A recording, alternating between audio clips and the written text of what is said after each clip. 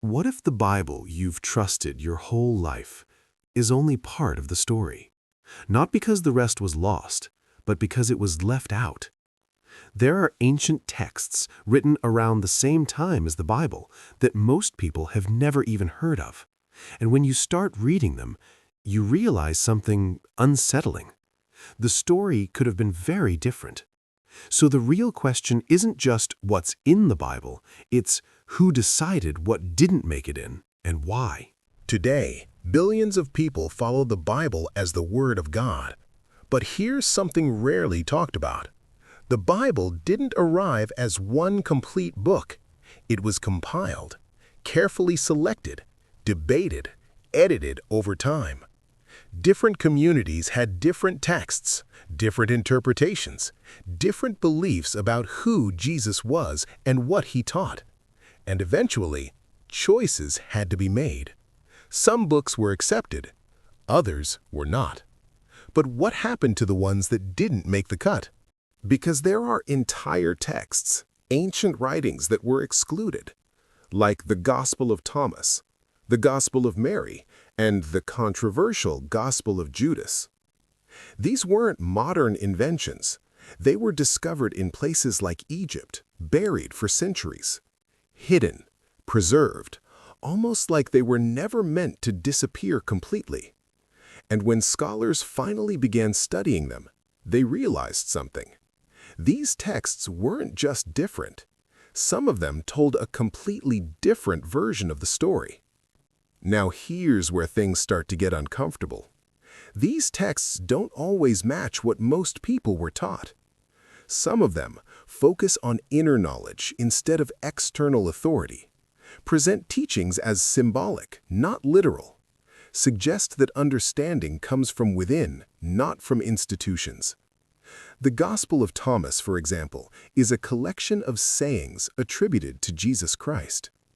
But instead of miracles or storytelling, it reads like hidden wisdom, almost like a puzzle, as if the message wasn't meant for everyone, but for those willing to look deeper. And that raises a question. Was something being simplified for the sake of control? Then there's the Gospel of Mary, and this is where things take a turn. Because in this text, Mary Magdalene isn't just a follower. She's a leader, a teacher, someone who appears to understand teachings the others don't. And that creates tension. Some of the male disciples question her, challenge her authority, not because she lacks knowledge, but because of who she is. Now think about that. A woman in a position of spiritual authority in the earliest days of Christianity. That's not the version most people grew up hearing. So the question becomes, why isn't this version more widely known? And then there's the most controversial text of them all, the Gospel of Judas. In this version of the story, Judas isn't the villain. He's acting on instruction, playing a role that was necessary. The man history remembers as the ultimate betrayer is portrayed as someone who understood more than the others. If that were true, it wouldn't just change one detail. It would redefine the entire narrative. So how were these books excluded? It wasn't random. As Christianity expanded, unity became important. Leaders needed structure, consistency, a shared foundation of belief. Different teachings created different interpretations, and different interpretations created division. So over time, some texts were accepted, others were labeled heretical, dangerous, or simply not authoritative. Moments like the Council of Nicaea helped shape the direction of doctrine, not by writing new texts, but by reinforcing which beliefs would define the faith.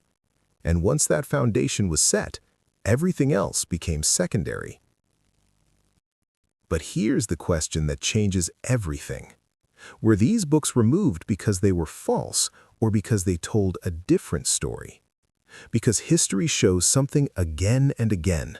The version that survives is often the version that wins, not necessarily the only one that existed. And over time, that version becomes truth. Everything else becomes alternative, unreliable, or forgotten entirely. So maybe the real question isn't what books were removed from the Bible. Maybe it's something deeper. What would Christianity look like today if they weren't? Would the message feel the same? Would authority look the same? Would the idea of truth be the same? Because when you step back and really think about it, this isn't just about religion. It's about something much bigger. It's about who gets to define truth and who doesn't. Because history has a pattern. Not everything is destroyed.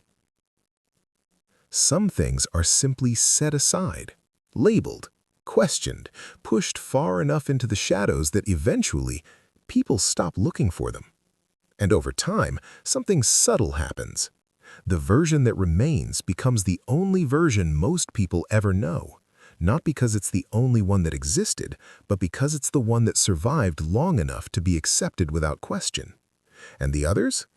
They wait, in fragments, in buried texts, in discoveries that feel almost accidental, like they were never meant to vanish, just delayed. And maybe that's the most unsettling part of all. Not that something was hidden, but that we may have never thought to look for it in the first place. So the next time you hear a single confident version of history, it might be worth asking, what's missing from the story I've been told? If this opened your mind even slightly, then you're only seeing the surface. Because this goes deeper, much deeper. There are more texts, more perspectives, more pieces of the story that most people have never even come across. And once you start connecting them, you begin to see patterns, questions that don't have simple answers, details that don't quite fit the version we're used to. And that's where things start to change. Not all at once, but slowly, quietly. The way you look at history, at belief, at truth itself. So if you're the kind of person who doesn't just accept things at face value, if you're willing to question, to explore, to go a little further than most people are comfortable going, this is just the beginning.